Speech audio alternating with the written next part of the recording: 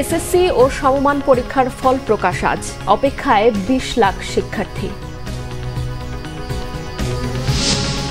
বিশ্ব মা দিবস আজ, মায়ের প্রতি সন্তানের ভালোবাসায় বিশেষ দিন পালন হচ্ছে নানা আয়োজনে।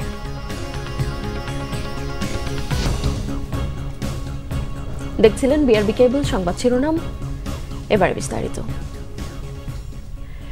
চলতি বছরের এসএসসি ও সমমানের পরীক্ষার ফল প্রকাশ করা হবে আজ সকালে গণভবনে। প্রধানমন্ত্রী শেখ হাসিনার হাতে ফলাফলের সারসংক্ষেপ তুলে দেবেন শিক্ষামন্ত্রী মহিবুল হাসান চৌধুরী ও বোর্ডগুলোর চেয়ারম্যানরা। পরে দুপুর 12টার পর সচিবালয়ে শিক্ষা মন্ত্রণালয়ে আনুষ্ঠানিকভাবে ফল ঘোষণা করবেন শিক্ষামন্ত্রী। এরপর নিজ নিজ শিক্ষা প্রতিষ্ঠান ও শিক্ষা বোর্ডগুলোর ওয়েবসাইটে একযোগে ফলাফল প্রকাশ করা হবে। চলতি বছরে 15 ফেব্রুয়ারি এসএসসি ও সমমানের পরীক্ষা শুরু হয়। এই বছর 9টি সাধারণ শিক্ষা বোর্ড এবং মাদ্রাসা ও কারিগরি বোর্ডের অধীনে মোট পরীক্ষার্থী 20,24,192 জন। শিক্ষার্থীরা শিক্ষা বোর্ডগুলোর ওয়েবসাইট ও SMS এর মাধ্যমে ফলাফল জানতে পারবে। বিশ্ব মা দিবস আজ, পালন হচ্ছে নানা আয়োজনে। মমতাময়ী মা, সন্তানকে গর্ভধারণের পর জন্মদান, লালন পালন ও মানুষ করতে যার ভূমিকা অপরিসীম। কুমিল্লার দেবিদ্বারের সুফিয়া আক্তার হক তেমনই একজন রত্নগর্ভা মা, যিনি নিরলস পরিশ্রমের মাধ্যমে 7 জন সন্তানকে করেছেন সুশিক্ষিত। তাদের সবাই আজ সমাজে প্রতিষ্ঠিত। মা দিবসে এই মায়ের আনন্দ বেদনার গল্প নিয়াজ মাকদুমকে সাথে নিয়ে শোনাচ্ছেন সৈকত সাদিক। মানে ওনার কথা হলো ওনার প্রত্যেকটা ছেলে মেয়েকে ফার্স্ট হতে হবে ক্লাসে, এবং উনি নিজেই আমাদেরকে বাসায় পড়িয়েছেন। মা ছোটবেলা থেকে বলতো যে লেখাপড়া ছাড়া আর কোনো উপায় নেই, তো তুমি যত বেশি লেখাপড়া করতে পারবা, শিক্ষিত হবা, তুমি তত বেশি ভালো কিছু করতে পারবা। 7 সন্তানের জননী কুমিল্লার দেবিদ্বারের সুফিয়া আক্তার হক পেশায় একজন গৃহিণী। স্বামীর শিক্ষকতার পাশাপাশি করতেন সাংবাদিকতা। এই দম্পতি সবসময় ভাবতেন সন্তানদের পড়াশোনা করাতে হবে, মানুষের মতো মানুষ গড়তে হবে। এজন্য তাকে কঠিন লড়াইও করতে হয়েছে। আমার 7টা সন্তান ছিল রত্ন, একটাকে আমার কাছে চাই না কোনো দিন। আম্মা আমাদেরকে 1 টাকা দেয়, আমি দিতেও পারি না। আমি খালি চাইছি আমার 7টা সন্তান মানুষ হোক। আমরা খালুর আমি বলতাম যে আমি আলু ভর্তা ডাল দেখাবো, তো আমার সন্তানরে তুমি ঢাকা কুমিল্লা রেখে পড়াও।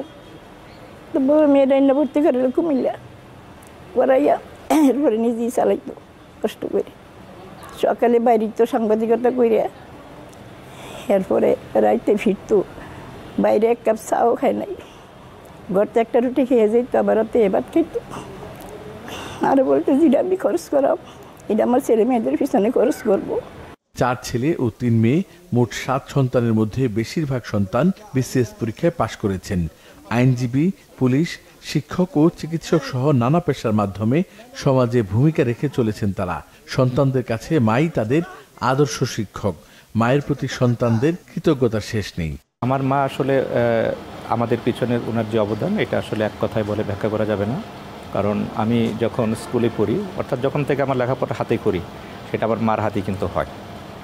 অর্থাৎ বলা যায় যে আমার জীবনের প্রথম শিক্ষকই ছিলেন আমার মা। আম্মা আমার কাছে সবসময় সুপার গার্ল, কারণ সুপার ওমেনও আমি বলছি না এই জন্য, কারণ আম্মা সবসময় আমাদের কাছে গার্ল, মানে সেই চিরতরুণী থাকবে। কারণ এরকম মেন্টালিটি আমার মনে হয় এখনও অনেক আমাদের মধ্যে এখনও আছে।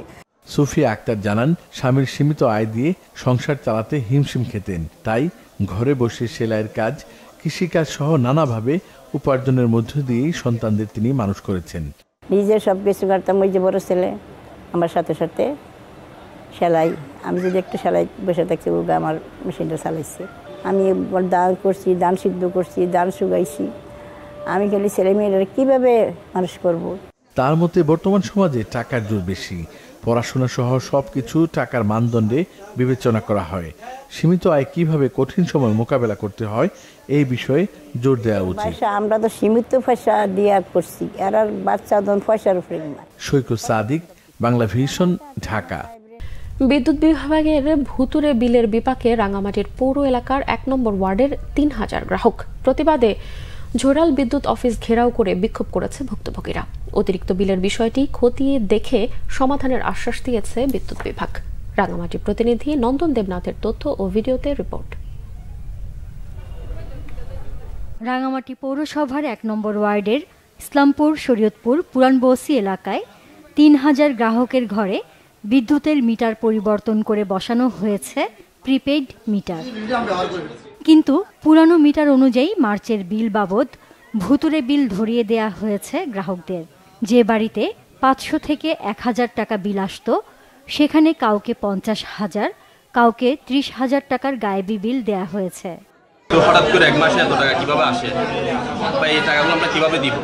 এত টাকা এর সমাধানের জন্য আমরা এখানে আসা। আমাদের সমস্যা হয়েছে যে বেশি দিতে যে ৪১,৭৫১ টাকা।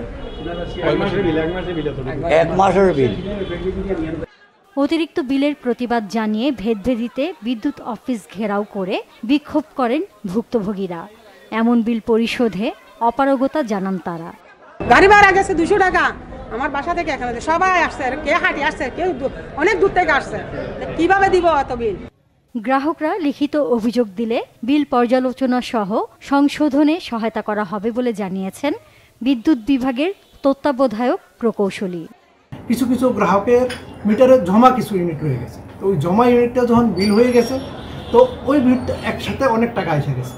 তো এই জমা ইউনিটটা দুইটা আমাদের যারা মিটার রিডার প্রিসক্রিপ্টেড মিটার রিডার হয়তো বা তাদের সঠিকভাবে মিটার রিডিং না নেওয়ার কারণে হতে পারে, অথবা বলে হতে পারে, সেই জন্য আমরা একসাথে বিলটা হয়েছে। যারা হয়েছে তারা আমাদের সাথে অ্যাপ্লিকেশনটা যোগাযোগ দিলে আমরা তাদের এটা সাথে সাথে আমরা কিস্তির সুযোগ দিচ্ছি।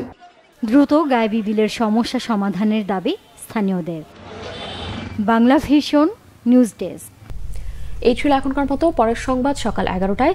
এছাড়া বাংলা ভিশন সংবাদ ও সংবাদ সংশ্লিষ্ট অনুষ্ঠান দেখতে ভিজিট করুন www.bvnews24.com ও facebook.com/banglavisionnews-এ এবং সাবস্ক্রাইব করুন youtube.com/banglavisionnews-এ।